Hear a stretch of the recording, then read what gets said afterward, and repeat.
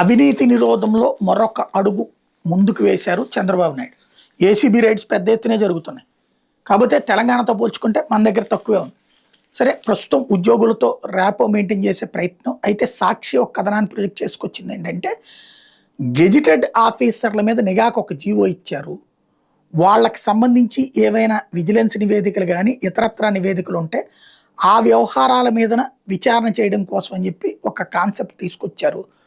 వాళ్ళకి సంబంధించి ప్రత్యేకంగా విచారణ చేస్తారు. అంటే గెజిటెడ్ ఆఫీసర్లు ఎవరైతే ఇప్పుడు ఎదురు తిరుగుతున్నారో, అంటే ప్రభుత్వం చెబితే సంతకాలు పెట్టేయాలి అనే ధోరణికి ఇప్పుడు అధికారులు నిరాకరిస్తున్నారు. ఎందుకని?